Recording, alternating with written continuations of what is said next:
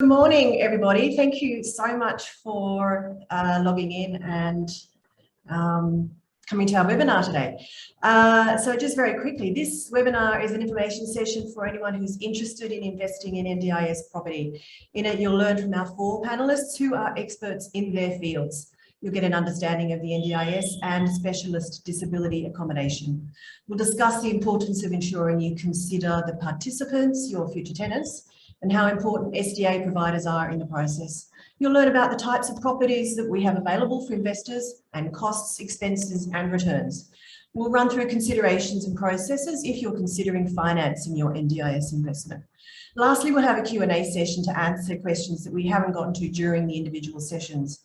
We want to ensure that you take away from today's session a more thorough understanding of the entire NDIS property investment process and how it could work for you. So, if you have any questions at all during the session, please post it on the Q&A and we'll get to it as we go. If there's a particularly pertinent question for one of the sessions, we'll address it there and then. Otherwise, we'll leave generic questions for the end. And remember that we do have a lot of questions that are in our FAQ session on our website. So please also do remember to take the time to have a look through those. We've got a lot of information there for you. So, okay, we will start. And I'm going to firstly just let you know what we're going to be covering today. My name is Debbie Kindness and I am the Marketing Manager for NDIS Property Australia. And today, the agenda, we're going to be giving you an overview of SDA, Specialist Disability Accommodation. We'll talk about the NDIS, the tenancy matching within that, the different SDA products and the strategies for investing in those, and also some finance options. So we have 4 guest speakers, Rob Maxwell, who is the Director of Plan for Life, they are a specialist, a short-term accommodation provider in NDIS. He's here to talk about the overview of NDIS. Rob is based in Melbourne. Gunnar will also be joining us. Gunnar is a BDM of Torsion, based in Brisbane. They are builder developments. Gunnar's background is in the NDIS field, many years. He's been working in NDIS, so he's our expert in that area. Nikki will also be joining us. She is a commercial finance broker. She's got lots of experience in finance field. She's based in Melbourne. And lastly, of course, is Min Lee, who is the Director of Build New Homes and NDIS Property Australia. His background is in financial planning and property, and he'll be running through a lot of the more in-depth parts of the investment process and the build types and the strategies, that sort of thing. So without further ado, I'm going to introduce Rob to take over. All right, thanks, Debbie. Welcome, everyone. As Debbie mentioned, my name's Rob. I'm a licensed real estate agent in Victoria, based in Melbourne, and similar to Min, I help investors with ideas on investment in SDA housing, the whys and where, focus particularly on Victoria. So for anyone who's interested in one of these properties in Victoria, we can certainly help you. We come up with the builders, match them with the land, or whether we also do apartments as well, what's appropriate for you. I'm just going to talk today, give you a general overview of the specialist disability accommodation sector, what it is, and then the others will talk more in depth about their specific areas. It was introduced in 2016 by the federal government, the NDIS system and the specialist disability accommodation component of it. Before 2016, what used to happen was that the government would provide housing themselves. So they would build it, own it. It would be group housing consisting of 4 or 5 people, predominantly houses built in the 1970s or 1980s, where the participants didn't have choice with who they could live or where they could live. The policy was introduced. It's really been up and running since 2019. where the government now, rather than owning these type of properties for participants, are giving incentives to private individuals and corporations and companies such as yourselves to invest in the sector, and the government will pay you a rental in return. It's a 20-year commitment. Mim will talk about the rental figures and how that works out. Starting in 2019, you can invest, as the slide shows you, in different areas. If apartments are obviously a big one, housing, and also townhouses and duplexes are possible as well. Now, the specialist disability accommodation, as it says in the slide there, is housing for people who have an extreme functional impairment or very high support needs that are part of the NDIS and NDIA system. Roughly about 7 to 10% of participants in the NDIS are currently available for support with SDA housing. Okay, next slide, Debbie.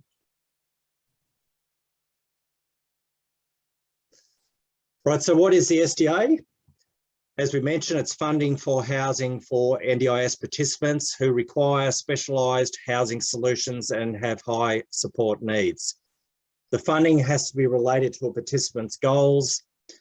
It's considered under reasonable and necessary criteria in their plan. So they have to sit down with their plan managers, support coordinators, carers and medical experts to discuss whether an SDA funding is appropriate for them, and then that gets put forward to the NDIA for approval. The SDA is specifically about housing. It's separate to the funding for the support services, carers provided by the specialist SILs. The NDIA itself, which is the agency that runs the NDIS, they're promoting a model which separates the brick and mortar housing from the provision of support services. As I mentioned earlier, they don't own or operate any of the housing. They're providing the rental support for private individuals to provide the housing investment themselves.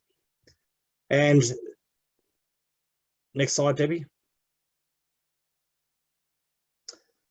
All right, so just give you another background as to why SDA is important. Currently, and up until 2016, as I mentioned, participants either lived in a group home provided by the government, or they were in a hospital, or they might have been in an aged care facility, which particularly with what's going on with COVID, and we're talking young people here, quite often most of them under 45 years of age, it's not an ideal scenario for them to be in an aged home.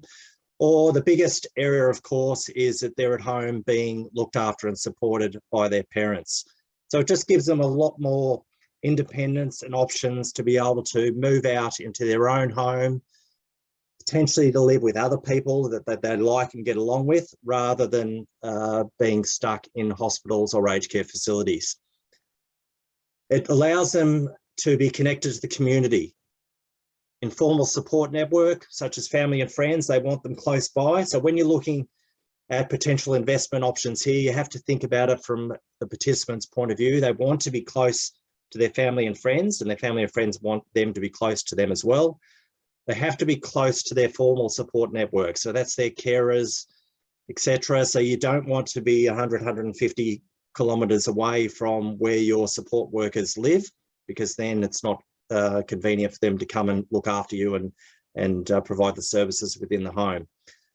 It is also important when you're considering investment in these areas, and this is where Min and I and the others will do the due diligence for you. You have to be in close proximity to a shopping centre, public transport. You want to be close to entertainment, cafes, restaurants and movies. Very important that you need to be close to hospitals, general practitioners and medical facilities, because you're going to need those on a daily basis. Ideally, you want to be close to swimming pools and gyms that might help in your care. Parks, obviously for walks and to get out and about. And you want to be close to any voluntary or paid employment. And also consideration of external paths of travel. Now, different levels of participant it depends on which of those are important. For instance, we'll talk about the high physical supports. In order for them to live in one of these houses going forward, they have to be specifically within around about 1 kilometre to the shopping centres, to medical facilities and public transport. Now, to give you a bit of an idea of the size of this market and why it is such a good investment opportunity going forward, is that currently there are around 17,000 participants living in facilities that aren't necessarily appropriate for them. The NDIA, through the government, is committing up to $700 million a year in their budget for the rental incentives in this sector. It's currently spending well below that, so there's certainly scope to increase that. The 700 million is designed to allow for an extra 28,000 builds a year to be provided. Now, all the modelling is done in the sector. Groups like PricewaterhouseCoopers come out and do regular updates and studies on where it's heading. There's an estimated shortfall of at least 33,200 participants needing homes in this sector. So from an investment point of view, obviously one of the major things to consider is going forward, supply versus demand. There's not a lot of supply and there's a lot of demand in most areas of Australia. And again, to work out which areas are better than others, that's where Min and myself can help you to give you an idea of where the opportunities lie. Thanks, Deb. In terms of the participants themselves for the amount of SDA funding that they can receive from the government, they're grouped into 4 different categories. As we can see there, robust, improved livability, fully accessible and high physical support. Now, the house that you provide and build will fit into one of these specific categories, and we'll talk about the different requirements that means that you have to do in order to build the homes that then are compliant and acceptable for those participants. To give you a brief understanding, this slide obviously is hard to read, but improved livability might be participants that have autism, they might have multiple sclerosis, they might have other issues where intensive purposes from a day-to-day point of view, they can still get around and look after themselves quite well, but they do need some level of support. These houses require the lowest level of structural inclusions out of the 4, and therefore the cost of building these homes is fractionally less. The amount of participants in this particular category as well is the highest.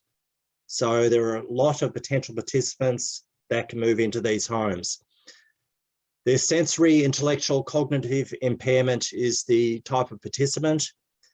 In terms of the homes, what they need to have relative to a normal home, they have to have luminous contrast. So in case people have got issues with sight, they have to be able to see the different colours on the lighting and all the buttons in the home. Improved wayfaring, lines of sight have to be easy. And with all of these homes, they have to be fractionally bigger than the average home in terms of the size of the hallway, the size of the doors, the bedrooms, etc. Next slide. That's just showing someone in that category. Fully accessible is the second category. Now, that is significant physical impairment, where the participant might be in a wheelchair, but they can still get around and look after themselves. So they're not quadriplegics, for instance, requiring high level of support. These type of homes have to have accessible external doors and outdoor areas, accessible bathroom vanities, and we'll see a picture in a minute where it's very different to a normal home, where if you're in a wheelchair, you have to be able to roll into the shower without impediment. You have to have the basins, etc., accessible for someone sitting in a wheelchair. So generally they're lower in the home compared to a normal home.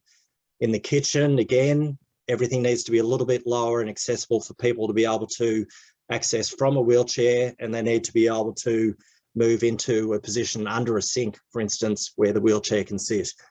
Quite often they'll have power to the doors and windows, and as I mentioned, access to kitchen sinks, cooktops, meal prep areas, and key appliances. So just key differences to a normal home in that regard. Debbie. Now that's just an example of a typical vanity bathroom area, whereas you can see very different to a normal home, where a little bit more like a hotel, where someone in a wheelchair can just roll into the shower area, and then also can roll under the vanity unit and the toilets, etc. They also have to have gab rails so that they can hold on to if they need to. So structurally, the home has to be built to a higher level in the walls and the timber. The third category is the high physical support. Now, this is where they have significant physical impairment and very high levels of support. So think of someone in a wheelchair that might be a quadriplegic that needs constant care. These type of homes require a higher level of structural building than the improved livability or the fully accessible. For instance, they need structural provision in the timber in the ceilings to allow for ceiling hoists to be attached. So someone who is in their bedroom in the morning in bed that needs to get out into their wheelchair will need the ceiling hoist to lift them up. That needs to be able to hold the pressure in the roof. So you need a lot more timber. Structurally, the houses need to be built to a much stronger level. These homes have to come with assistive technology ready infrastructure in the electricals, which will allow for the participant to then get the funding by the NDIS to have communication and assistive technology put into the house. So for instance, it can be wireless communication where the front doors are attached to a wireless system. You also have them attached to the kitchen, etc. So it just allows someone in a wheelchair to be able to have a lot higher standard of living, in that they can talk to the technology to allow the doors to open or allow the windows to open. And again, we can help you in this area with coming up with options there. These type of homes also have to have an emergency power backup system that allows for a 2-hour battery backup in case of the electricals going offline. Also, you'll see pictures later on, but you have to have obviously all the ramps built in for people with in a wheelchair to be able to easily access these homes. The houses have to be built on reasonably flat blocks. You can't have fall of more than 400 millimetres for this category, otherwise someone in a wheelchair, it's very hard to go up and down hills.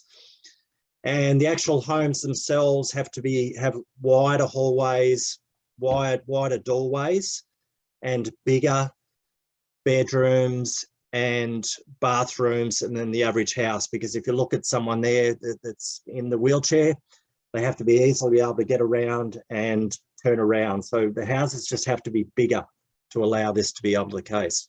Thanks, Debbie. The final category out of the four, and probably the one that's the least used, but obviously has significant options as well, is robust, resilient, reducing risk to the participant and community. So these are participants that might have issues with sound and noise, where they have to have homes that have built to a high impact wall lining, fittings and fixtures. You have to have secure windows, doors and external doors. They have to have appropriate soundproofing, because the participants in this category might get upset if they hear too much sound. They're also maybe prone to physical violence in some cases. Therefore, the homes need to be built to a much stronger level in order to cope with all of this. They have to have laminated glass, strengthened glass, areas of egress and retreat for the staff as well to avoid potential harm going forward. And they have to have adequate space and safeguards to accommodate needs of residents with complex behaviours. So they have to have outdoor areas where the participants can go and relax going forward. Thanks, Debbie. This slide just gives you an overview of the entire system and the players in the system that are important from an investor's point of view and a participant. You've obviously got the NDIS that provides the funding through the NDIA.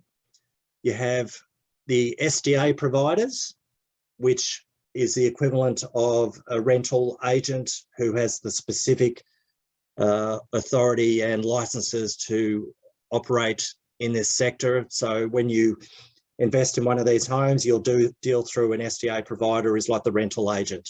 They then deal with the NDIA, the NDIS, and the support living independent coordinators as well. So you have to have all sorts of agreements between these parties.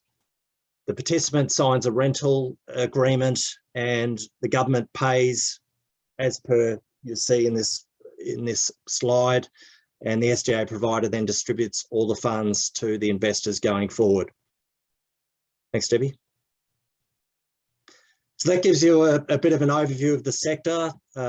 Gordon will now go into more specific details, and then obviously Min will talk after that. Thank you. Thanks, Rob. Can we jump to the next slide, please, Debbie? That'd be great. Thanks. So this is an overview of the numbers in Australia that are looking at for housing. If we can jump to the next one, that's a quick one. And as it says there, the number of participants in the scheme is close to 467,000, but there's nearly 75,000 entering in 2020, 2021. The active participants is increasing year on year, as in all of the NDIS areas. The amount of participants that you find that as Rob said, have been put into aged care facilities and have been not forgotten but fairly forgotten. I've seen young people 25 to 30 years of age, and they've been put into aged care facilities, and that's the only place that they were put into, and nobody has tried to get them out. There's a number of providers, charities, companies that are doing everything they can to get those people out of aged care, because you see a 25 to a 30-year-old. I had a young lady at one time, and the only people she had to speak to during the day were people that were in the throes of full dementia. So it was very, very difficult for people like that. And that's why there's been a big push to get the SDA housing happening and to get these people out of aged care facilities where they really shouldn't be in. If we can have the next one, thanks, Debbie. So how SDA works with participants, the participant is already in the NDIS scheme, has a plan, has a plan for provision of support to the person. But then there's an identifier where they are in need of new housing. So what then is developed is the housing plan is developed. But during that housing plan development, you also need to have a support coordinator who is looking after the participant, who knows exactly what is required by the NDIA when you put in a determination to the NDIA. So the housing plan is developed along with an allied health report, which it has to be there has to be very specific requirements in that report, and very specific wording as well, especially with the when a housing plan is developed by the support coordinator. There are a number of support coordinators who need assistance with providing that, because they will go to the NDIA for determination on a participant within the NDIS, and there'll be a sentence that's incorrect, or it's written the wrong way, or the OT report hasn't been worded correctly, and immediately the NDIA pushed the person towards group housing when this participant really wanted to be living on their own in an SDA property that was specifically designed for their needs, as Rob said, with with the requirements in mind for somebody who is quadriplegic and has the provision of having an iPad and having that voice activation. I mean, it just opens up so many doors for that person to live the life that they want to live, rather than being stuck in the life that they've been push towards, you know, they get and there's a big part of the NDIS, you know, the system, and a big part of, you know, the NDIA has always been choice and control. And as long as that choice and control is left with the participant, and they have the choice and they have the control over where they live, who they live with, and, you know, how they actually can get around and do things, that choice and control is very, very important. So yeah, so that whole process there, the NDIA are the ones that make the payment to the SDA provider. So the whole process can be a very difficult process, but in a lot of cases it can be made a lot easier, as long as you have the right information and you have the right person looking, you know, doing that tenancy matching. And there's a number of companies, number of providers, a number of people out there that can do the tenancy matching for the SDA properties when they're built. So and in answer to that question, does anyone mediate between the agency and the coordinator? The agency, there's no mediation between the agency and the coordinator, but that's where a number of businesses do come in and to help with that process, because they're very aware of the process. They know exactly what the NDA needs. They know exactly what the requirements are when there's a determination done, because if the determination is judged by the NDIA and they push the person towards, you know, 3-person share home or a group home, or, you know, not into the SDA property that they want, well, then there's an appeal process which has to be gone through, and that appeal process can be quite lengthy. And again, there's providers that can help with that as well. But the mediation is normally between the support coordinator, who gets, you know, the OT reports done, and then through to the NDIA. But like I said, there's a number of companies that can assist with that. If we can jump to the next one, please, Debbie, that would be great. So this is what the evidence that it includes. You've got the participant housing statement, you've got a functional capacity report or evaluation that's done by an allied health professional, whether that's an occupational therapist. Normally it is done by the OTs, and that needs to be worded in a very specific way for a person to gain that SDA funding through the NDIS. I mean, the NDIS is the scheme, the NDIA is the agency that runs the scheme, and then you've got the commission over the top, which oversees the whole process and makes sure that it is fair and above board, and that those 3 words, choice and control, are a constant reminder of what everybody is there for. So the NDIS home and living supports form, that's done up in conjunction, and then the support coordinator will set out that housing plan, but the housing plan must be in conjunction with that OT report. So that's the main thing. If you've got a support coordinator that hasn't done too many housing plans, or hasn't done too many housing plans for what the SDA property is geared for, whether it's a mixture between high physical support and fully accessible or IL, then, you know, that's where the support coordinator can actually say to other businesses, can I please have a hand with this? And most of those other businesses will also have a tenancy matching service associated to them, which in a lot of cases is the ideal connection with that tenancy matching service, because, you know, you are looking at all of those OT reports. You are looking at exactly what Rob said, you know, whether the participant has a tendency for aggression or anger managers, or, you know, you can actually match the person very easily to the property that's being developed, and it makes it easier for all involved, including investors. And having that mix of high physical support, fully accessible, and IL options is quite important, because the high physical support side of the SDA is, of course, the I suppose the largest revenue generating side of it.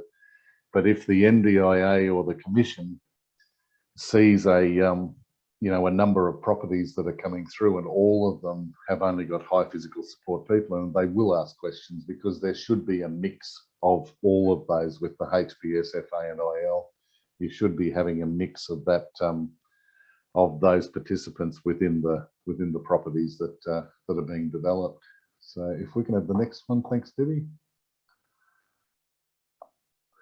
And yeah, the SDA dwelling types, that shows there that you can have your group homes, you can have your housing, and you can have your duplexes, townhouses, apartments. But as Rob said, it all depends on what the build is for and who the build is for. It can be for many and varied people. I mean, apartments that are built, and during the construction phase, there's a certain percentage of them that are marked for SDA and are constructed and developed with all of those items in mind that Rob was talking about, with the the 950 doors and the kitchen benches that can be moved up and down. With I've seen apartments where the person will come in, through their front door. They will then attach their iPad, which they've got on their wheelchairs, onto the wall, and then they can move around that apartment. The doors out onto the balcony. There's no step involved. It's just a dead level. But also, I've seen I saw one lady who I put into an apartment, and when she went in, she was being shown through it, and she said, what do you mean voice activated? And I said, well, just say that you want something out of the pantry. And her voice had been geared towards the whole property. So when she said, oh, can I open the pantry, and this cantilever pantry came out for her, and then she was in shock. And then she said, and then I said, now, is that kitchen bench to your likeness as height? And she said, no. And I said, well, tell it to go down. She said, lower kitchen bench, and it came down, and she said, stop. And it was, at the perfect level for her. She was able to maneuver her chair underneath. She was able to cook. She was able to prepare her own meals. And it's something else to see somebody who has had such difficulty throughout their life, the happiest they've ever been when you put them into an SDA property, and their whole world opens up. So yeah, but that's the various dwelling types. Is there a next one, Debbie? Oh, the participant profile. I might bring Min in on this one if I can, Min, because this one is exactly what Rob was saying, where you've got the profile, you've got the intellectual disability, depressive disorder, and personality disorder. When there's incidents of assault on staff, incidents of self-harm, you need to have those accessibility, the egress and whatnot. So, but with that provider is, quoted the amount of 454, but not accepted. Do you want to talk more to that one, Min? Is that? This is very complex. Look, I don't know. I don't have much information behind this. The story behind this, other than the fact that, look, this is an example. Yep. Of a very extreme case of a person applying for robust category funding and not being approved for it. So, if you ignore the red line saying not accepted, right? If you ignore that for a second, this is what a typical robust participant could profile would look like for robust category, almost, right? Where there's damages to the house, there's self-harm, there's harm to the co-tenants or the people living in the house, the carers. So this is just to show you how extreme the case scenario can be. Yeah. Yeah, it also, and that's where, like I was saying before, the tenancy matching services that are supplied by, you know, a number of businesses, a number of areas, they're very important to have that tenancy matching, because, you know, you need to find out from those OT reports and from their actual participant plans exactly what their disability is and how you manage that disability into the homes that you're you know, having developed. Because I mean, you can put somebody in a home that is designed for robust, but then you know, it's then you're forever having the plasterers coming in and taking care of problems because of that anger management. And you know, it all depends also on who you match that person up with in the various homes. If it's a 2-bedroom, 3-bedroom, well, then you need to be very careful on you know, where you're putting the people and how you're managing those people, and making sure that that's where the various businesses come into play, where they're managing the care that's being provided and how that care can really, you know, change that person's way of thought, you know, the way of thinking, their thought process, and of course their anger management issues. So yeah, if we can have the next one, thanks, Debbie. And that's, yeah, exactly as I've been saying, how providers are sourcing tenants. So they're normally, you know, they do use a number of areas, such as they're saying there, the website, you know, housing search platforms, housing hub, Nest, and referrals from partnerships with providers, and also support coordination providers. I mean, getting in touch with all of those people can be a very time-consuming task, especially if you're an investor or you're a SDA provider. You know, a lot of people don't have time to be doing that. So, you know, a lot of those tenancy matching services do come into play in that area. And it is, I mean, a lot of the businesses that have worked within NDIS for many, many years have good partnerships with support coordinators, have good partnerships with still providers, you know, are always involved in the various expos that are going, you know, in the various cities, you know, when they're allowed to. And you know, it's having everything online or on your own website. It can be very good.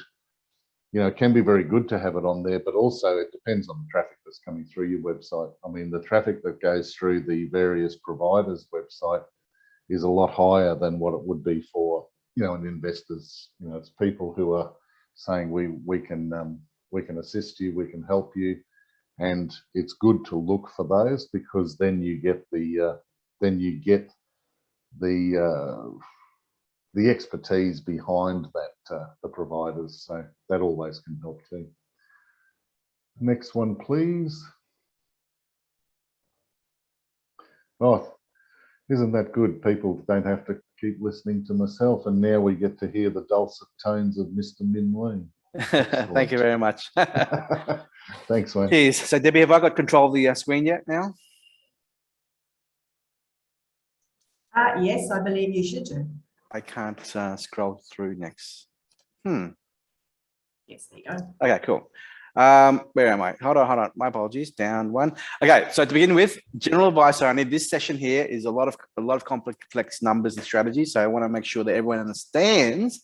I'm going to talk very fast to go through all the content. So my apologies, Chris. And talk to you as if this is a generic information presented, not specific advice. If you want specific advice, please talk to your financial advisor, your mortgage broker, your lawyer, and your accountant. Screen control, still no control. How can control the screen?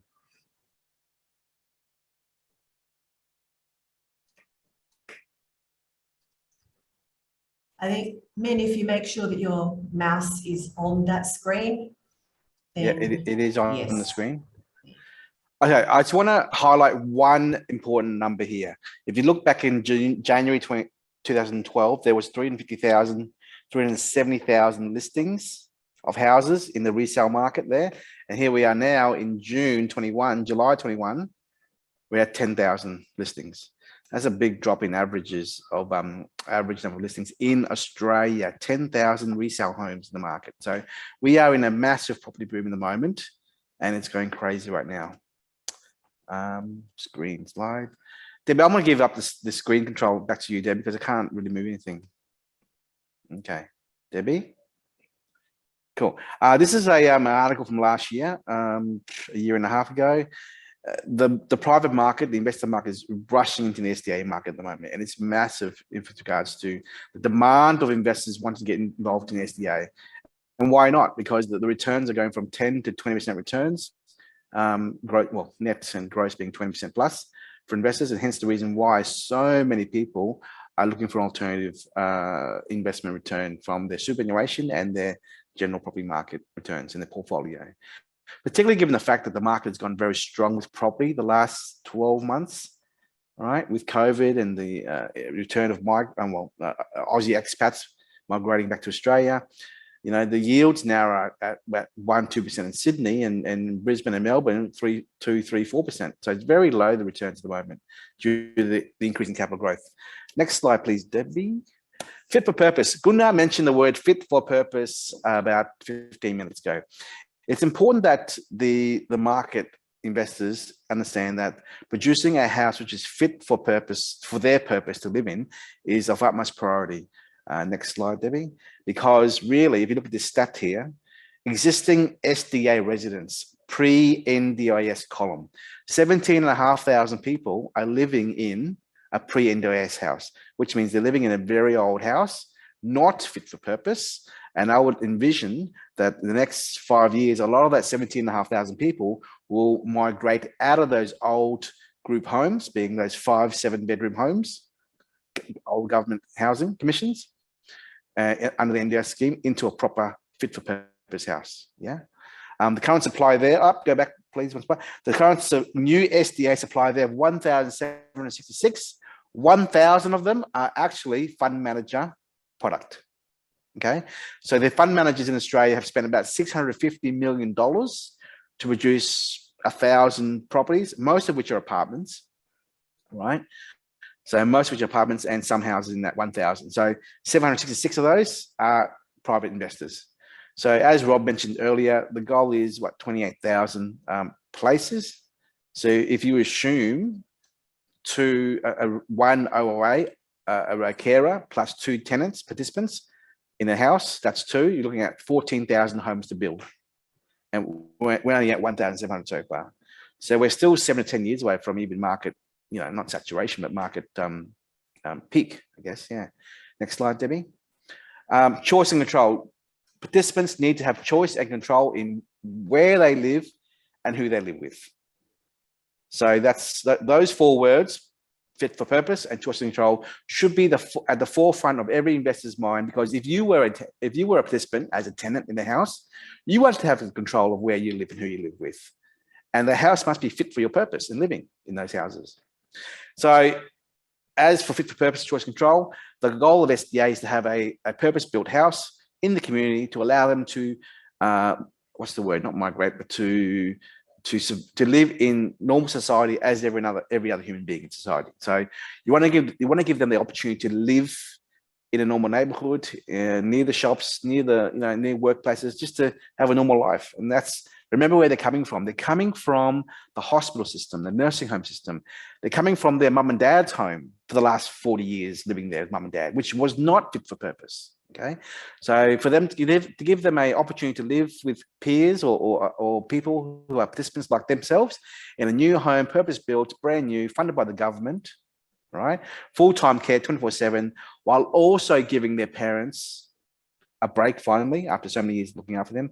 That is the goal of the NDIS scheme. Next slide. Typical. This is the majority of investors are looking for land which is flat in a normal suburb to produce a normal SDA home. And at the moment in the marketplace, it's hard to get land. It's hard to get land. It's hard to get timber, concrete, steel. It's hard to get workers.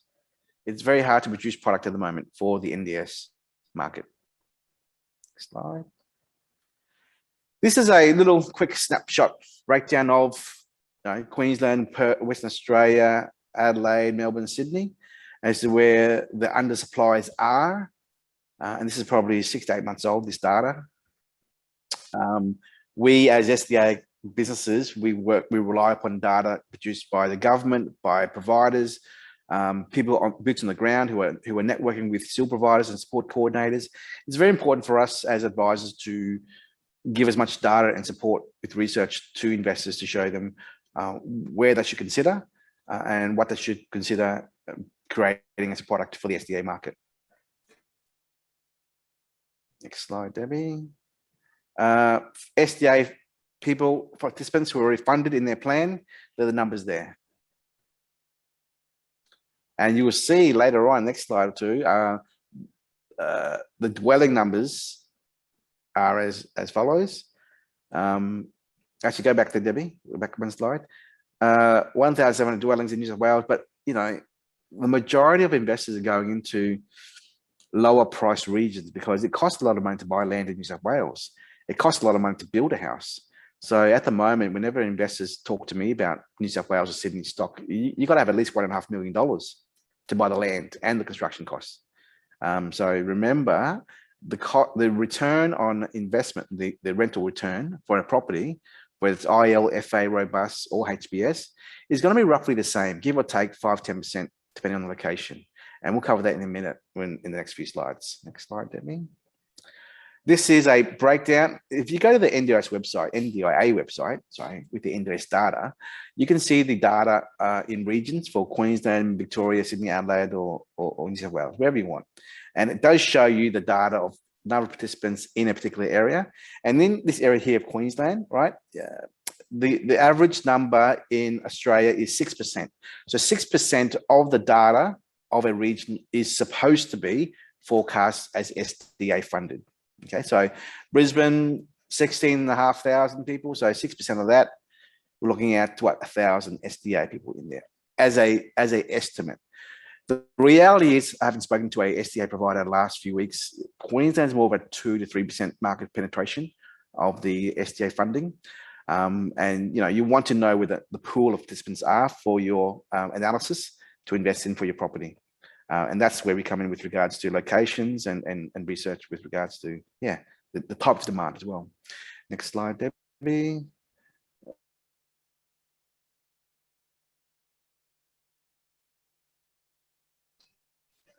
Okay, I'm moving now. This is a snapshot of the states around Australia where the highest SDA funded, go back please, Debbie. Here we go. SDA funded participants in the area of those NDIS participants. So for example, here Toowoomba, we have 100,000 people living in Toowoomba in Queensland there as example only. There's 6,000 participants in NDIS, and 3.5% of those 6,000 people are already funded for SDA, of which only 44 of them are living in a SDA property, mostly apartments, and another 30 participants are earmarked for SDA builds in the system, coming through now in the pipeline. So 209 total minus 74 is about 135 who are yet to be placed into an SDA home. So that's how we do the numbers. We do look at the demand map on the government website with the NDIS and look at the total people in the area, the research from Housing Hub, Southern Foundation and other providers, and just talk to people on the ground at all the expos and events every month. Yeah. Next slide, please, Debbie. This is a snapshot of all the people in Australia. So we got 1,100 HPS participants in SDA homes in Australia, or apartments, sorry. So majority of those 1,100 are actually apartments. So I can tell you from experience, a lot of my investors who come to the office here talking to us, they all are seeking the HPS category. And I need to remind people, look, you got to really assess where the HPS is really for you, because every other investor out there is trying to hunt and procure via their tenancy matching services or their providers, the HPS participant. But the HPS participant and FA participants are very much a small component of the SDA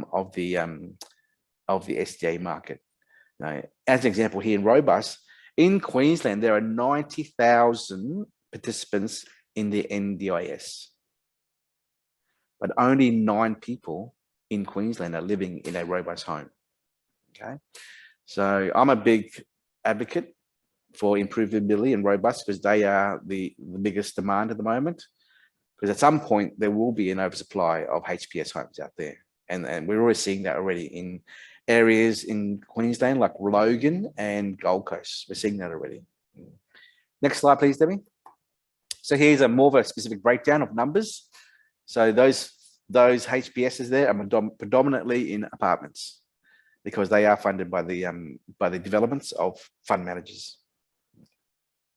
So this data is very much, this data, all you're seeing right now is all available on the NDIS research reports that are issued by the Summer Foundation every quarter. Debbie, next slide. And these are, again, 70% of apartments and building types in Queensland there as examples only. Next slide. And again, breakdown of numbers of the participants, residents in certain number of homes in certain areas. So again, we do a lot of analysis work in the background, and just because you have a block of land, I mean, I'll give you an example here. An example here is Logan Bow Desert. We know that there are 200 participants, 200 in that area of Logan, but all the providers have told us not to build any more HPSs because there are too many in the pipeline under construction, and there's not enough HPS participants for those HPS homes. The only reason why you go to the Logan area is if you go robust category design homes or improved building. So this is where, you know, investors don't have that transparency. They don't see or know what's going on in the marketplace with construction. And even that is also a hard topic to get clarity on from the NDIA because they do market research. They don't know who's building what. I mean, there are certain rules out there, but you know, the only way is to talk to people, get all the data from everyone else out there who are the land developers, the builders, the SDA providers, the SIL providers, other agents, other developers. Just talk to all of them to get all the data to confirm that you're going to a market where you're not building in an potentially oversupplied market already. Next slide, please, Debbie. Again, same thing. This is a breakdown of the actual categories in those areas. Okay. I won't spend too much time on this, Debbie. Next slide. Again, category of you know, of regions around Queensland, which we're based in Brisbane here, of number of dwellings, number of places in those areas. So we're just researching data to provide an appropriate recommendation. Next slide. Here is a Australia-wide kind of benchmark for income provided by the government, the NDIA. This excludes the RRC, which is the reasonable rent contribution, which is normally about 25% of their pension, and it's about $9,700. Okay, so you add that 9,700 to this number of whichever category home or the type of design, 3-bedroom, 2-bedroom, or apartment and whatnot. That shows you the potential income for the investor, depending on a Australia-wide benchmark of 1.0 location factor. If you go to the next slide, please. This is the location factor, depending, which is a formula to calculate the actual return for the investor, depending on the location of Sydney, Northern Territory, Queensland, or whatnot. It's a big graph. I've just taken a small snapshot here to show you. For example, you got the 3-bedroom, was it 3-bed, 2-resident in the Northern Territory Outback is 1.47 times versus a Queensland Fitzroy 1.93. So there's it's obviously a massive difference between the two numbers there, but the location factor is a formula to work out the end result for returns for the investors, which is getting complicated, but not to worry about here. Next slide, Debbie. This is a complex flowchart of the relationships in the transaction between the government, the SDA provider, the home, the lease between the owner and the provider, and the lease between the provider and the participant. Yeah, I think a picture paints 1,000 words, and I think I'll just leave the picture describe itself to you. There's no need for me to explain anything more than that. The 25% of the government allowance there on the left-hand side is that's 9.7 thousand I mentioned earlier. All right, that plus the claimed SDA entitlements results in the total revenue to the provider, housing provider, who then charge their fee, their management fee, which then is a pass-through process, which sends over the net amount to the investor. We'll go through this in more detail if you want one-on-one, if you're more keen to know more about that. Next slide, Debbie. This is a typical 3-bedroom plus carer, 1-car garage, small house. This is I reckon this is probably a 210 square meter house. So it's small, small as an average. I think the average is 225 square meters. What we're finding out there is the benchmark really is the 2-tenant, 2-participant house with the carer.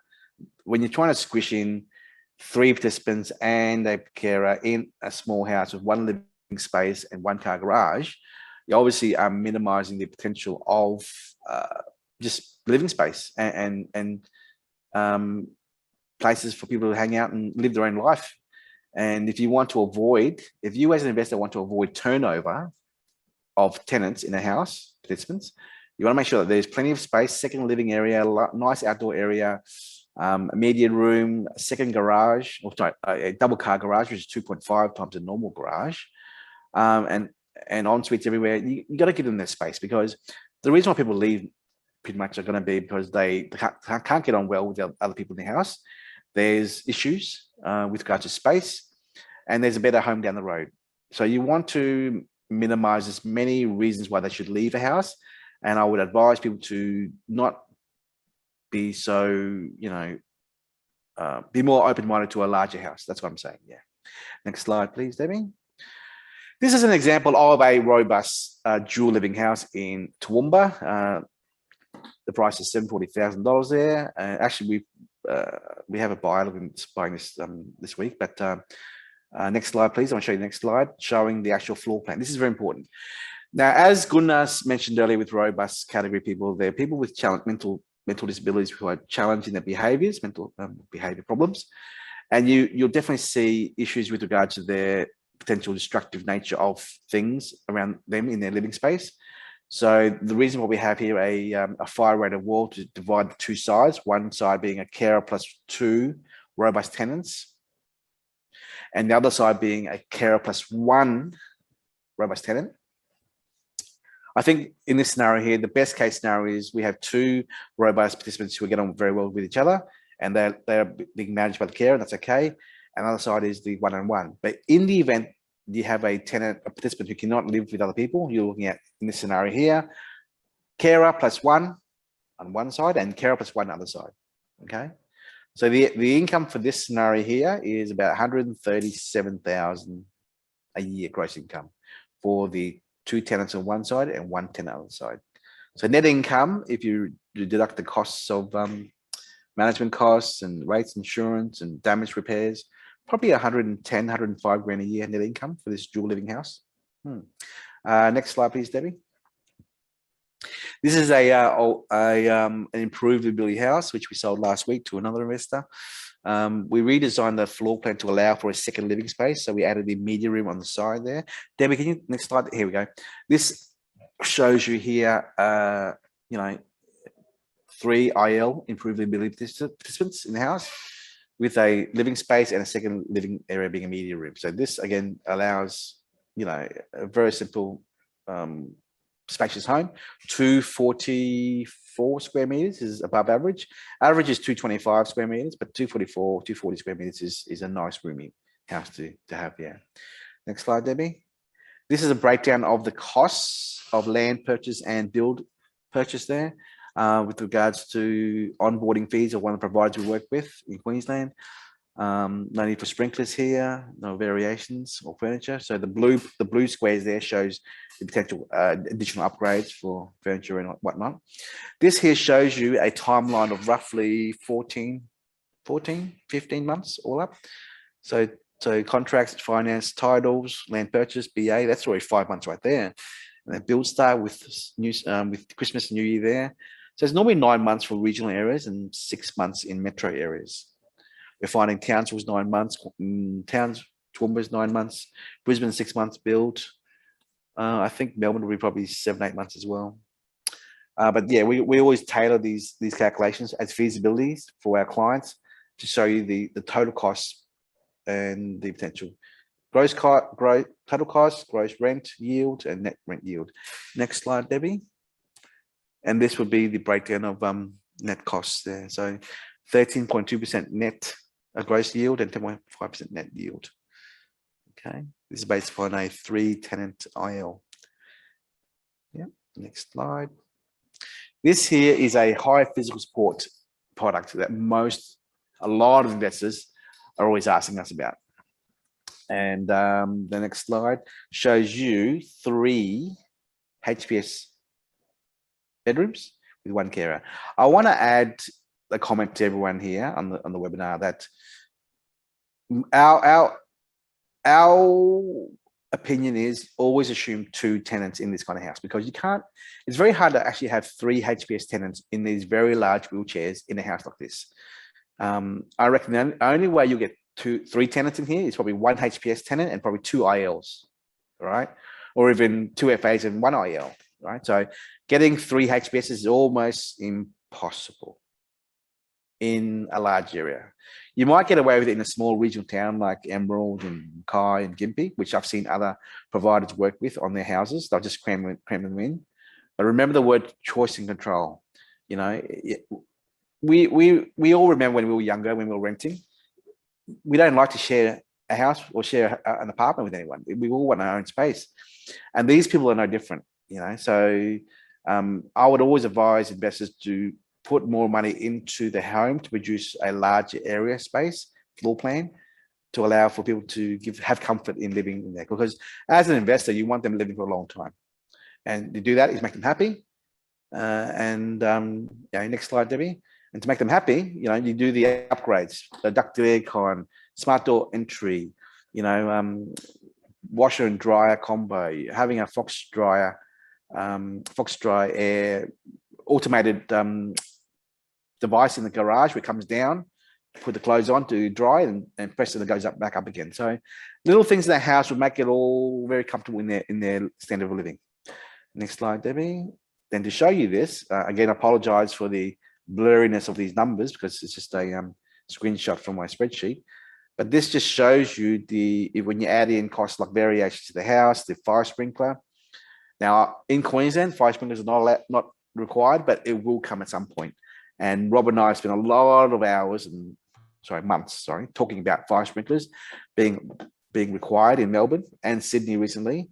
And it will be inevitable that Queensland will also have the fire sprinkler requirement as well. I always tell investors to consider the furniture package, because you want to stand out as an investor, your product, your home. Because if you're fighting over the same tenants in an area, you want to have they as renters are going to think, well, what makes this house different from the other one down the road? Ducted aircon, yes. Furniture package, yes.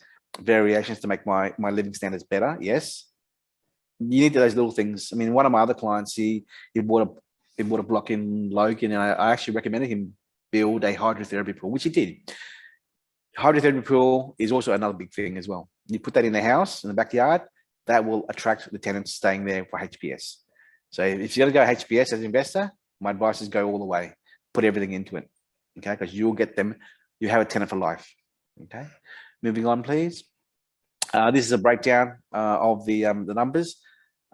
This is the best case scenario, and I would say to everyone here, don't assume that you'll get 3 HPSs in a house, 2 at most, and an empty spare room, because the SIL providers and housing providers are all saying 2 is the benchmark now, not 3.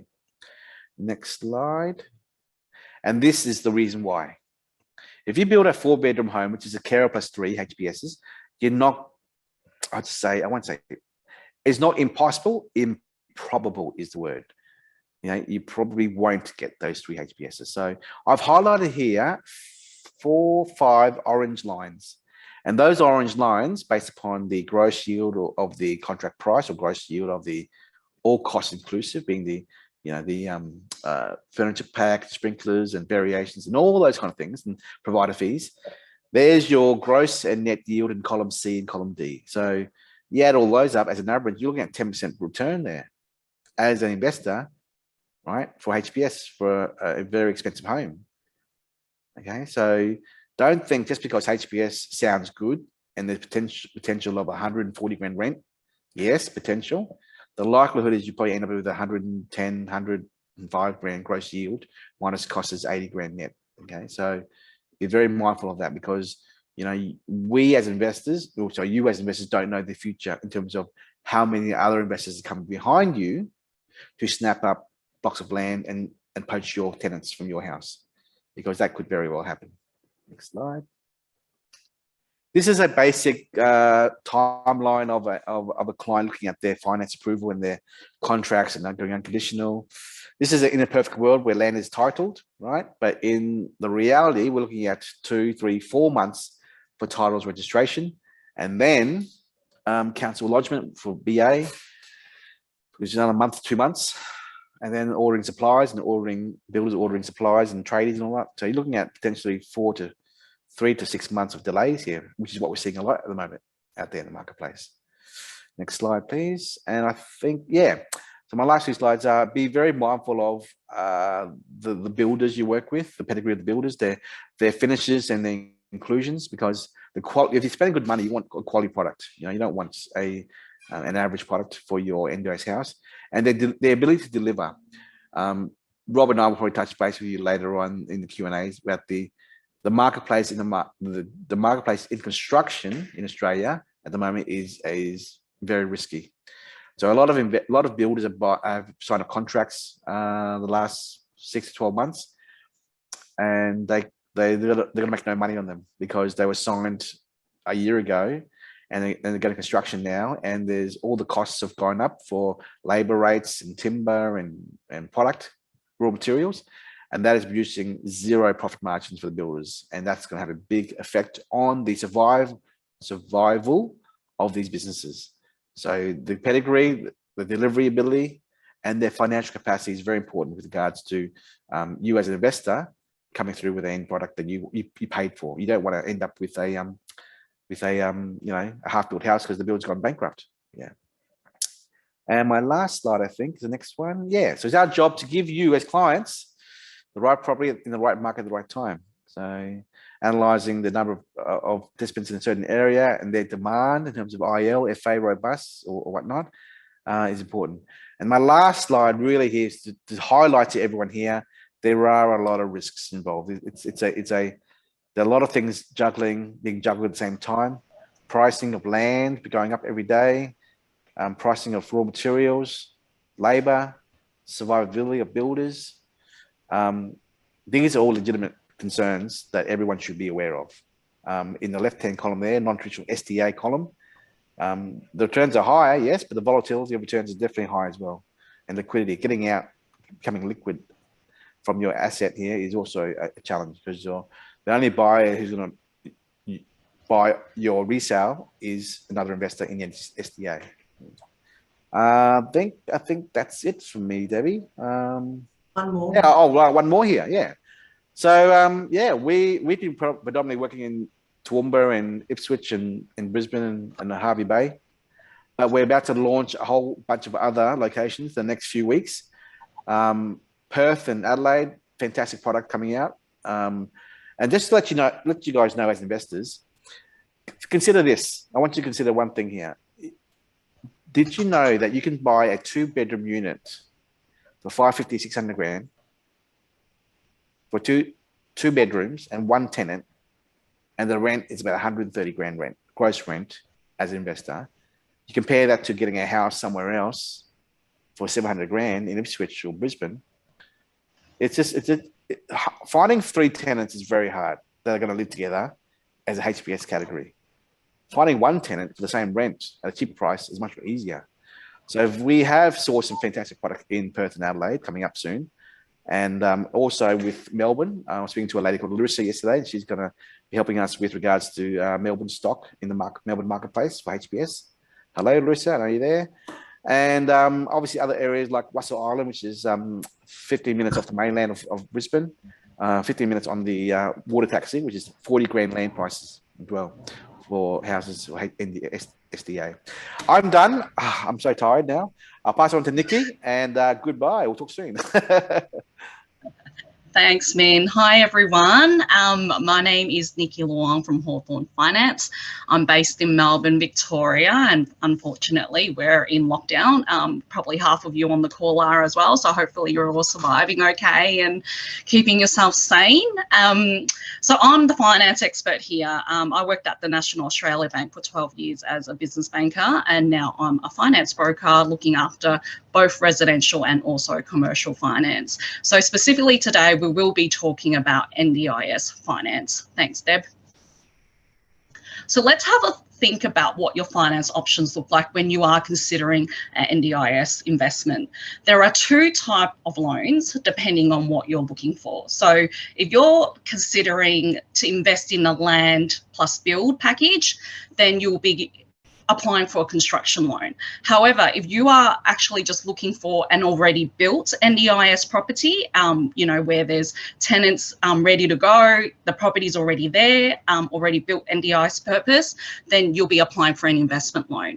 Now, with the construction loan, which is probably more so relevant in today's preso based on the NDIS products that Rob and Min focuses on, the construction loan actually does roll over to an investment loan once the construction is completed. So just be aware that there are different pricing and different LVRs applicable for a construction loan phase, and then a different set of rules apply for once it's completed and it gets converted into an investment loan.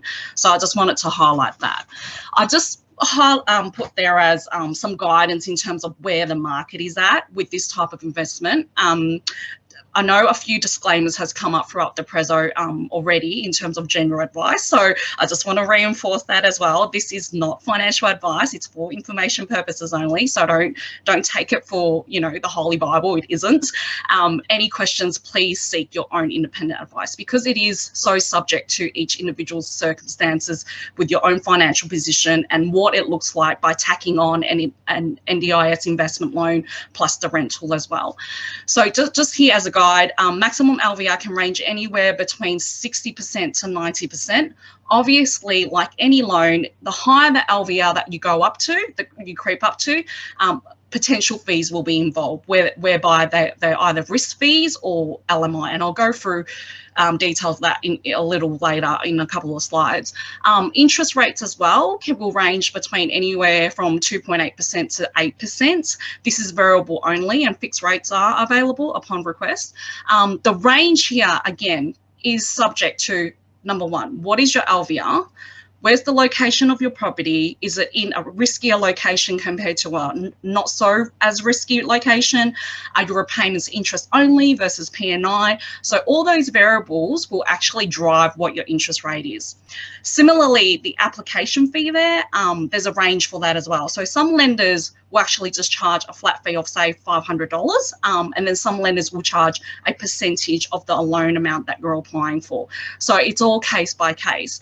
Other fees to consider with the lenders, typical valuation costs. So just want to hone in on this for a bit. Upfront valuation is almost a non-negotiable if you are serious in investing in NDIS properties, because the valuation makes the core of what the lenders assess the loan approval on. And this valuation can't be done, oh, we'll just get the approval done and we'll get the valuation after. It doesn't quite work like that, especially for such a specialised asset. Valuation needs to be upfront. And unfortunately, the cost needs to be bared by the borrower upfront. So the bank doesn't pay for it. You guys will need to fork out the payment for it, and different lenders will have different costs associated with, depending on which valuers they use. And I'll go into a little bit more detail about the valuation in a sec.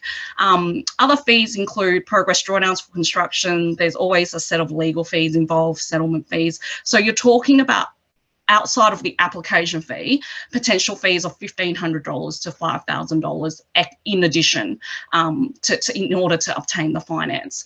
So currently in the market, the two most aggressive or active lenders in the space are Granite Home Loans, which you probably have heard of 10 times over because Min's a massive advocate of theirs, as well as Latrobe Financial. There are obviously other players in the market as well, but in terms of lenders who have a written policy for this type of investment, these these are the two lenders. You could go to the Big Four, you could go to the second-tier lenders and ask them about it, but they won't be able to give you a direct answer and say, oh yeah, we've got a policy, this is the boxes you need to tick. They will only assess it case by case scenario. So for those who don't have a lot of, you know, a massive portfolio or relationship manager at a bank, and you need to go through more of a streamlined product, Granite and Latrobe are potentially your answers. But again, this can be further explored once you actually engage with a finance broker and or the lender directly themselves. Thanks, Deb. On to the next slide here, I've done a comparison in a simple table of what the cost potentially looks like when you're borrowing at an LVR, say maximum 90% versus 75%. So let's assume here for a second that your land and bill package, the purchase price is $600,000. So if it costs $600,000 and you are going to borrow 90%, it means that your cash or equity contribution to this acquisition is 60,000, which is your 10%. And then 150,000 if you were going to contribute 25%. Now you'll see that there is the risk fee there if you're borrowing at a higher LVR. In this case, with this particular lender, it's a 3% risk fee. So before you even get the valuation done or anything like that, you already need to set aside $16,000 just to apply for a loan at 90% LVR. Other fees, as I've noted earlier, is also in that table. So as you can see, if you're borrowing at a higher LVR, your cost can go up to anywhere between $15,000 to $20,000 compared to sticking with an LVR that the lender is comfortable at lending at their maximum threshold without charging you a risk fee or LMI. So it's really up to you, depend on your individual circumstance. No one is saying that they're not going to lend you more than 60%, but just be aware of all the fees and costs that comes along with it as well. Thanks, Deb. Now, in this slide, we talk about the difference between the risk fee and the LMI, which is also known as the lender's mortgage insurance. I'm not going to read it all out, but it's as simple as it's the same thing, except the risk fee gets paid to the lender and the LMI is paid to the LMI company. So LMI is a policy between the LMI company, like a QBE insurance, for instance, and the lender, whereas the risk fee is the risk premium that the lender puts on and charges you directly. Both of them charges you directly, but it's just about who collects it. That's all it is. So those are usually for LVR that are greater. So if you're investing in normal residential property, if you're seeking LVR greater than 80%, we call it LMI. In this NDIS space, if you choose a lender where the maximum LVR threshold is only 60%, you could potentially be paying risk fee as soon as your LVR is greater than 60%. So don't adopt the 80% rule like a normal residential investment, because they are two different type of asset classes and therefore attract different LVR restrictions. Next, thanks, Deb.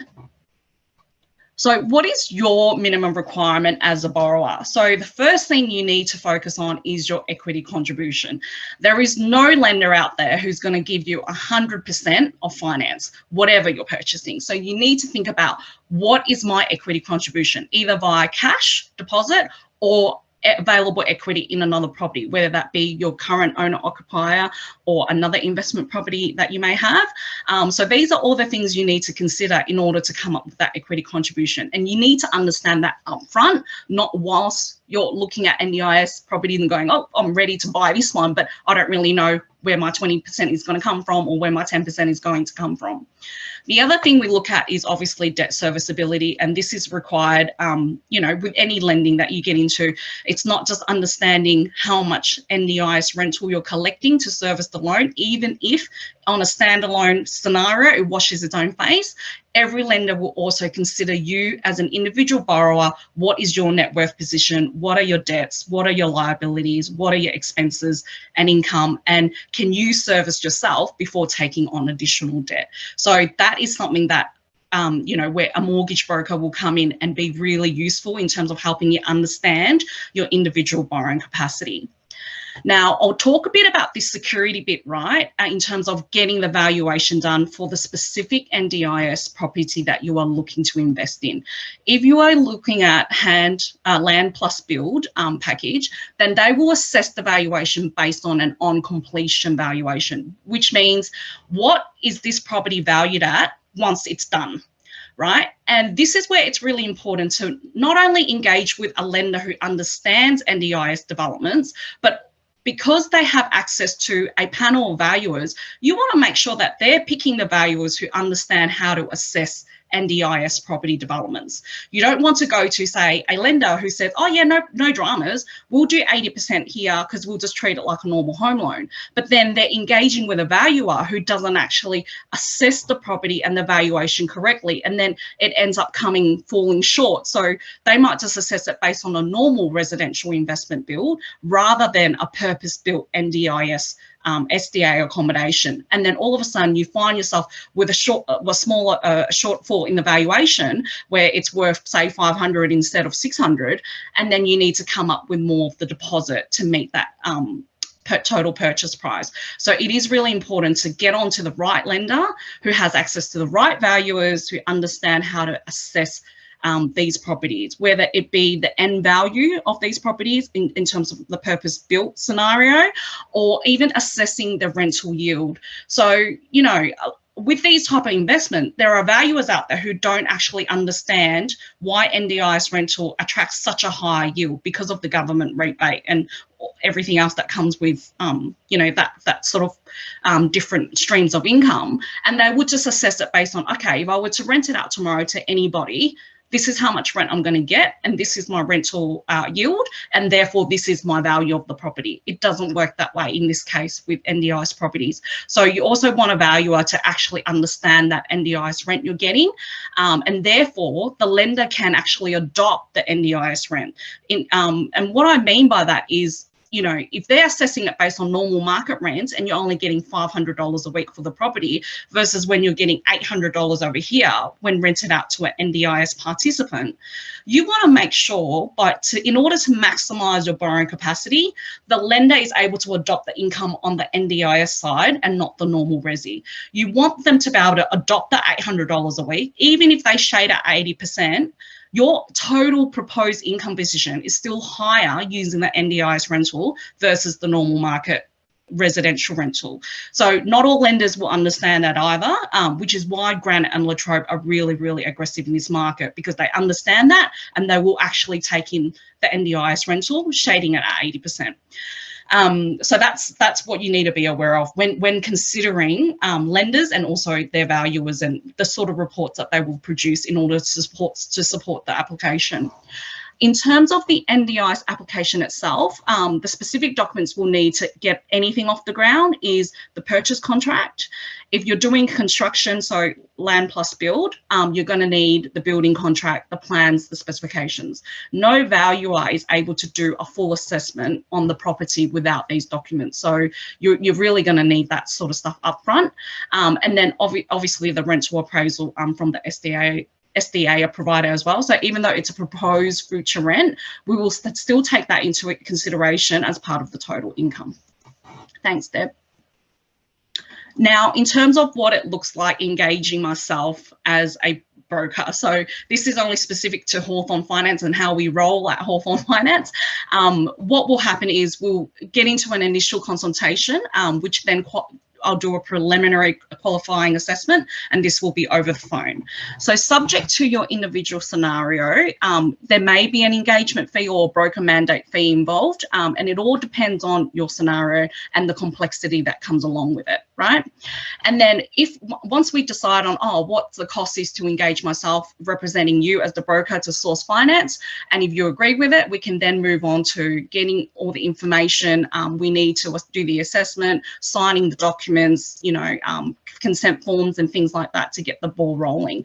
And that is when, we move from a preliminary assessment to actual full assessment conducted by myself as the broker.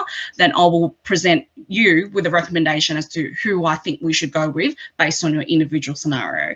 So for instance, I've got a client who's got a business relationship with 2 major banks. So with her, I don't actually just go to the normal mainstream because her situation is a bit more complex with various trusts and entities and things like that. And so we need to try to work with the lender and help them understand what we're getting into with NDIS. And if worst case scenario, they're not supportive, we then fall back on other lenders on the panel that we engage, such as Granite and La Trobe Financial. So that's just an example of what we do. Pre-approvals as well. I know a lot of people ask me about that when they ring me. Can you get a pre-approval done? Yes, we can, except A, not all lenders do it, and B, when we do it, you've only got a window of 90 days in order to get find your property before that pre-approval lapse. So it's like any type of pre-approval you're getting for a home loan.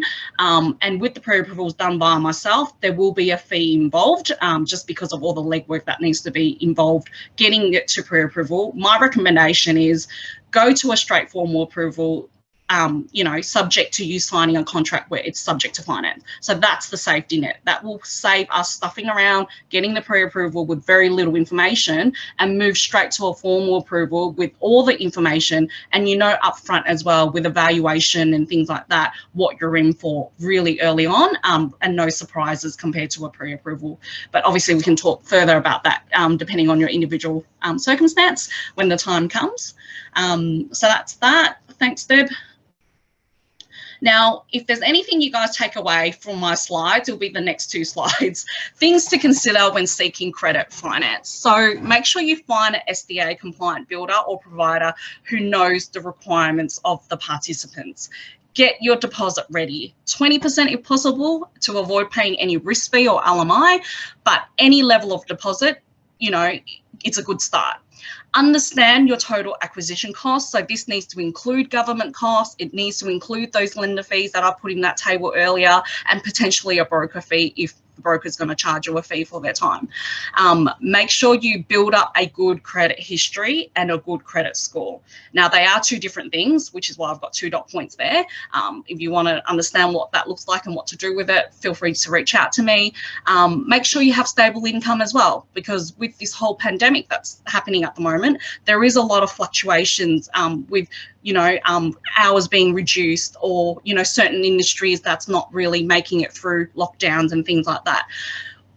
The key thing I will say around this point is, if there is anything upfront that could hinder your ability to obtain finance, please be upfront and transparent with whoever you're talking to obtain finance from day dot. Like, it is so important to flag all that stuff with us at the beginning, because it eventually comes out in the wash anyway. So if you don't tell us now, we'll find out later, and maybe we're like 3-4 weeks down the track in terms of assessing your application. And then when we find that out, that could actually just throw the whole thing out of the water if we're not a privy to it upfront. So just make sure you are very upfront and transparent about your personal situation. Don't be shy. Next slide, Deb, thanks. Now, make sure your land contract and building contract has a subject to finance clause or a cooling off period. So this is just a safety net for yourselves, right? Like, have it there, because worst case scenario, if you can't get finance for whatever reason, you can walk away from the contract. By signing an unconditional contract, that puts you at a lot of risk of needing to come up with the money at acquisition without putting this clause in there. Make sure you get your legal advice from your solicitors before signing any legal binding contract. Have funds on standby. So, Min and Rob mentioned a few times through their section that, the building industry is really fluctuative at the moment. Building costs can blow out, unfortunately, due to demand and supply. So it all depends on where this pandemic leads us, and it could cause additional costs that are unforeseen and not built into the fixed price contract. For those who are doing any sort of developments, are probably experiencing it at the moment with lack of supplies, but there's plenty of demand. So just make sure you've got contingency savings for this development if you're going to enter into something like this. And not only that, but if the valuation ever does come back short, you will need to stump up the difference. The other thing to focus on as well is postcode and location restrictions. So different lenders will have different appetite towards acceptable security location. A simple example is, just say you're looking at regional locations, right? Because that's where most of the land is. There's none left in metro. You have to go out to regional. That's perfectly fine. Lenders will still lend to properties that are out in regional. But For example, if you're looking at a postcode where the population is, say, less than 5,000 people compared to a postcode where they've got more than 5,000 people, they may have very differing LVRs for each location. So the one with a smaller town, they might say, we're only comfortable to lend 50% against this particular location. So just make sure you keep that in mind when you are looking at properties. We spoke about NDIS rental, so I'm not going to go over that. Lastly, lenders SLA, which is another word for their turnaround times. When putting a subject to finance clause in your contract, just understand that this type of finance doesn't happen overnight. It's not a straightforward home loan. It is highly specialised. So you will need to give any lender you engage with minimum 4 to 8 weeks in order to get the approval, whether it be pre-approval or formal approval, because the valuation itself will take at least 2 to 3 weeks for the valuer to complete and put together. And without that, the lender can't really provide you a formal approval. So just a heads up on that in terms of turnaround times. Next slide, thanks, Deb. And lastly, look, you know, as a finance broker and working for one of the big banks, I don't just do NDIS home loans. If you've got any questions about any other finances or loans, including residential, commercial, equipment loan, reach out to us because we provide a whole range of services around those type of finances, particularly for the self-employed applicants, but we also do individual PAYG applicants as well. So that's it to wrap me up, and hopefully we still got more time for Q&A. Thanks, everyone.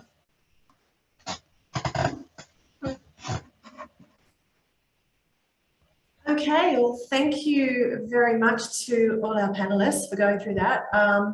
We've had quite a few questions that we've been answering as we've gone through the Q&A. Couple more there. I would like to invite our panelists back to just put in their input on what they thought, any questions that they came up with that might be relevant to anything that was discussed today. So if I can... Unshare the screen, Debbie, go to video mode again.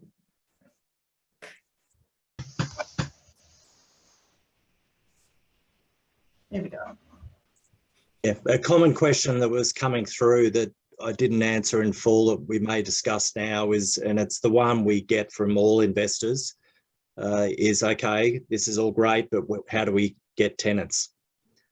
And it's a long answer. There's a number of different ways you can get tenants, so maybe we should just quickly go over those now for you all. Min, do you want to give your thoughts there? Yeah, look, there's we help clients engage housing providers who then will endorse the area, the design of the house and suburb. And once we go to contract with Land and Build, we start recommending clients to choose one of the providers we recommend. That's one option. The alternative option is to choose packages which already have provider-led packages, which already have tenants already in place to begin with, right? And the third scenario is tenancy matching services. So Gunnar, you're more experienced in tenancy matching. Can you explain what that is, please?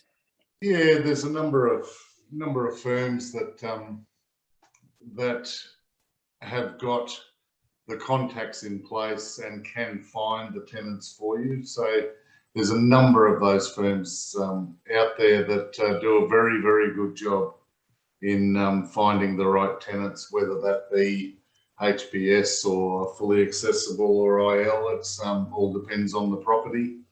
But yeah, there's a number of providers that do that, and they normally, the providers that are out there, they normally have a very good network of people they're already dealing with, and a very good network of participants, and when their housing need is and what it is. So they will be able to almost, you know, a number of them can almost future-proof a property being built. So one of the supply sources we have from Melbourne, I spoke to her last night. Her product in Melbourne is first tenant guarantee. So they will guarantee tenant to begin with, one at least, and also a rental guarantee of at least 3.5% market rate rent until such a time where the house is filled up anyway. So there are various ways in which the SDA product out there is presented to investors. It's up to investors to really, you know, figure out what option is best for them. There's a variety of versions out there, and we'll go through more detail I guess later on when the clients talk to us in our office. Yeah. There's a question in there from an anonymous person saying, can a HPS house house IA participants? What does IA mean, Rob? Yeah, I didn't answer that because I wasn't sure what the IA or 1A meant. So if that Possibly they person's still mean on, IL, improved livability, improved accessibility. if that person's still online, could they maybe clarify the question? Yeah.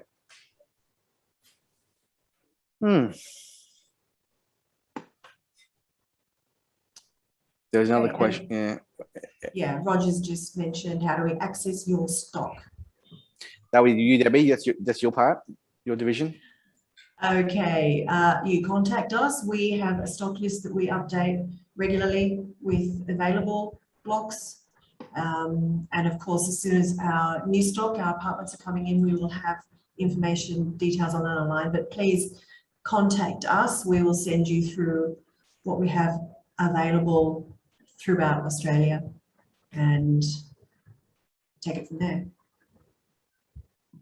One of the strategies that clients should consider, and this is something that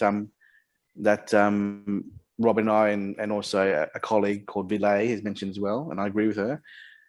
Buying knockdown houses, where an old house where you actually demolish it or remove it, as in sell for $1, removes it overnight, and there it is, a flat block.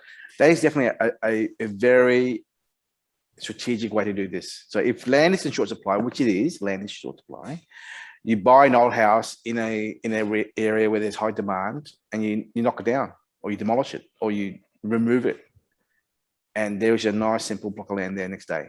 That's how you do this. So those who have a different risk appetite, which is and we call it more of a project, don't we, Rob? It's a bit of a project, isn't it? To buy a house, get council approval, demolish it. What's your own development? Yeah, it is. Certainly less risk from the tenant matching point of view, because if it's in an established so-called nicer area, then obviously those with disabilities are going to prefer to live there as well. Obviously the land will be significantly more expensive, so the rental return's lower, but that's the trade-off. The capital growth probably will be higher in the long run as well. You just need to be aware that it probably adds 6 to 12 months to the time frame to build the project, because you obviously need to apply for council approvals, and you have to be careful as to where you buy the house. You don't really want to be doing it on main road, for instance, because when you knock it down and rebuild, you've got all the costs of employing the traffic people. That can be $50,000 extra just in traffic costs. So there's a number of things that we could perhaps give guidance on as to what are the options there. There's yes, very good option long term though. It is. You'll never have vacancies. Yep, and also there's no density requirement issues. So if you build in a land estate, you're stuck with a 10% density requirement. So 10% of the land estate is allowable, should be allowable for SDA building, and the government won't allow that to occur to go higher than that. But if you build in an infill site, which is a block in the middle of a normal street, empty, then there's no requirement there to comply at all there, because it's just a single block by itself. Yeah. Nikki, there's a question in there, Min, about the standards have changed compared to the slides we've got to build the homes in terms of the compliance. LHA. Yeah, so one of the ones that you touched on is the sprinkler systems are probably going to become a requirement Australia-wide in the next couple of years for these type of properties, I would suggest. So that does add cost to the build. To answer Robin Doyle's question, yes, the answer is all the builds now as of July 1 are on the higher level standard. Yes, it's in place already. Yes. Lene in Melbourne, she asked, based on the NDIS standard SDA housing trends, what have you seen as the ideal tenancy combination match? Rob? Feedback from Melbourne? It'd be a mixture, as we said, of improved livability, high physical, and fully accessible. And as you said, 2 tenants rather than 3, preferably. Gunnar, what did you see when you've been working in the NDIS sector the last few years as a mix of types of participants in a house? I mean, of course, the apartment living is normally single person, single person, 2-bedroom residence. So that's how the apartments are sort of scheduled out. With the housing, I mean, the mix of people, it's normally, normally a couple of like if there's a 3-person house, you'll have normally predominantly fully accessible IL, but then in other homes, I have seen 2 HPS, as you said, Min. So two high physical support people in a home with, and they each have their own carers and care system come into the home on a separate basis because of the high amount of funding that's normally associated with them. So that's normally the way. But if you're doing apartments and you've got, say, 10 to 12 apartments, well, then you've normally got over 50% HPS, and the rest are 50-50 on FA and ILs. Rob, last year you and I spoke about how you spoke to a carer who was looking after one individual participant with 6 or 7 carers. Do you remember that? It was 9. One participant with 9 carers, 3 at a time. Remember that? Not specifically, but it's obviously someone who needs a lot of support in the high physical category. I've spoke to so many different people here.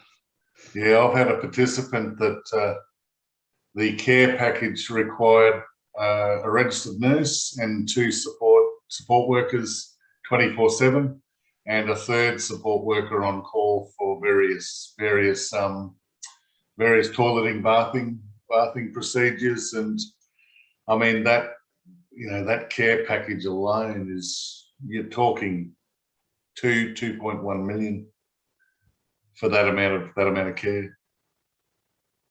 But that's what was required. I mean, the person was quadriplegic, non-verbal, so had to have that sort of care.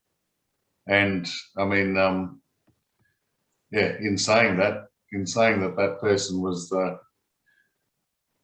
in how we actually structured it, that person was the happiest they'd ever been, which was fantastic to see. That's where you get that satisfaction that I spoke about. You get that smile on their face, and you know that they're living the best they can. We've had a question come in from Baz. Min, you mentioned apartments are good investment returns. Which state was that? Can you talk about that again, please? So we're launching in about 2 weeks' time, 14 units in Perth, 13 2-bedders and 2 1-bedders.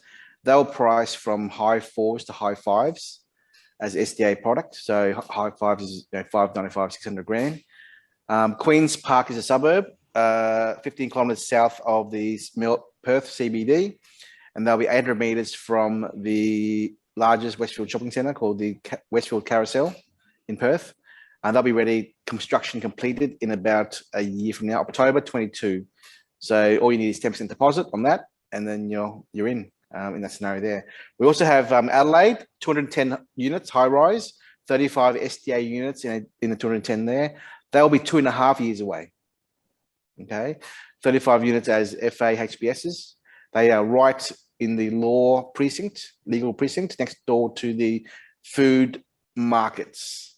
Rob, you know the area, Rob, in Adelaide? Yeah, it's only literally about 1 kilometre from the main mall. Yeah, in the heart of Adelaide, car wash, concierge service, food delivered to your door, 5 levels of different experiences, like the cafe level, the food level, the shopping level. It's a very upmarket location being launched there. So we'll be launching that in the next few weeks as well. So we are coming up with unique products outside of a normal house and land in different areas and different regions and cities around Australia. And that's our product offering to you as investors to give you options to consider, yeah. And therefore, we'll be working with different areas, different builders, different developers, different providers to give you options to consider, yeah. I guess the key there is for the apartments is that it's very attractive if the actual investment cost is lower, as you mentioned, than a house in Melbourne, Sydney or Brisbane. So therefore the risk of the overall investment is lower, but the returns are still very high, and the net and gross returns, you know, are going to be in the double digits. Look, some investors want to be in Melbourne. They want to be in Brisbane, and we understand that, right? But if you are a investor who's just conscious about the returns, the price of entry, and the yield, and de-risking your strategy by having one tenant instead of 3 tenants, we understand that. So, Rob, what do you think the average cost is for a HPS Melbourne house land package at the moment? Ian, I would say you're not going to get any change out of 900,000. Wow. Land now in Melbourne has gone up 10% this year. Mm-hmm. A combination of demand, and what people probably don't realise is the government has increased land taxes on developers significantly this year to pay for all their expenses. So you're not going to get a block of land anywhere in Melbourne for pretty much under 350 in the outer suburbs, and then you're looking at around that 500,000 to build. So you're up in the mid 800s now. Ballarat, you're talking probably 100,000 less. Geelong probably 50,000 less. But yeah, it's getting up there. So as you can see, 3 tenants HPS at best as a maximum scenario. What's a 140 grand gross income, Rob? Yep. That's the maximum potential. So 3 of them at 140 is the maximum scenario. And we all know you are unlikely to get the maximum scenario. Okay. So therefore, if you're willing to wait a year, 2 years for an apartment, then that could also be of interest to people. So it all depends, yeah. Okay. Question from Robin Doyle. Oh, take it off. Yeah. Robin says, how does the OOA component get paid in an apartment situation? The OOA must be in a separate apartment and servicing a number of tenant apartments, yeah. So yes, depending on the, it could be a concierge service whereby there's a housing provider on site. There could be a different scenario where there's a carer per level as well. So it depends. Every development site project for SDA is different. It is different, yeah. But it would allow for various different providers to work on in all the apartments as well. So Gunnar, you mentioned to me about a few months ago how the NDIA was going away from the concierge service. Can you explain why?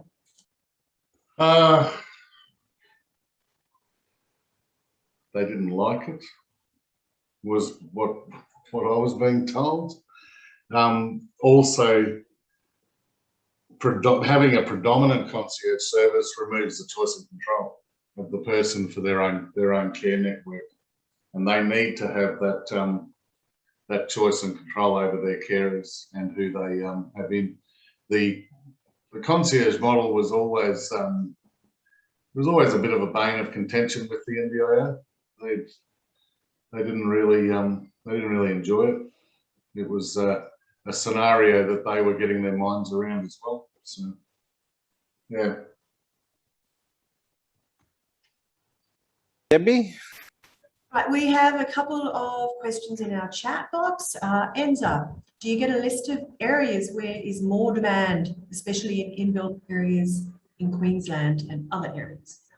Not sure what you're saying there, Min? Yeah, for robust, the answer is everywhere. Because no one's building them. So look, the answer we do know, but there's no land. If in a perfect world, there's land everywhere, we can build whatever they want, whatever type they want. But we're so limited by land at the moment. We're struggling with land, and I can't say, Rob, I can't say that enough, can I? We just know land. What's the delay at the moment in Melbourne? Because Brisbane's exactly the same thing. What's the Melbourne scenario? 12 to 18 months. 12 to 18 months. Yep, we got to wait 12 months for land. Exactly. And that's mainly because, as you'll all know, the government introduced all the incentives last year for people to build house and land packages. And there was a massive explosion in sales late last year. And they've pretty much used up all the land. I think some developers as well, what I'm now seeing as well, particularly in areas like Ballarat, developers are also now taking land off the market because they believe that the prices are going to skyrocket in the next 12 months. So they'd rather sell that land in 12 months' time at the higher price. And it's just supply and demand. If there's less demand, less supply of land, the price is going to go up in the meantime. So developers are playing tricks on the market as we speak as well. It all means everything's going up. Despite COVID, I get this question all the time from people I know and investors that they don't understand why the property market is skyrocketing when every second person is currently at home not working. And the reality is that there are reasons why the land prices and property is going up. And despite what people think, they're going to go up significantly more in the next 2 years. Significantly, despite what happens with COVID and the economy. It's an oxymoron, but that's what's going to happen. So there's a question from Tony Matco. With Robust, when does it damage? When it gets damaged, who pays in repairs? The landlord will be the shouldering the costs of the repair. The housing provider will arrange all the repairs. Yes, for a handyman coming in. Yep. Any more questions? Anyone else? I think Debbie, you got to let everyone know that you will be following up afterwards, and yeah, and go from there. Yes, any further questions, anyone who wants more information, we will be following up with you after the webinar for the next few days, rest of this week. If you have any immediate questions, you want to get in touch with us, you can send us an email, info@ndis.property.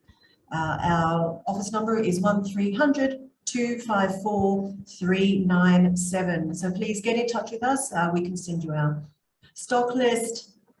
We've got a lot more information to give you about the entire process, everything you might know with our FAQs I touched on at the beginning of the presentation. We have a lot of information on our website as well.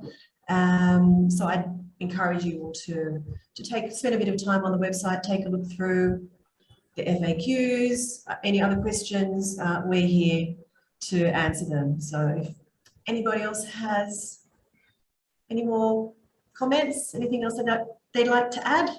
And I guess if you love Death by PowerPoint, come on the webinar tomorrow night at 5:30 p.m. We're doing this on repeat again. Thank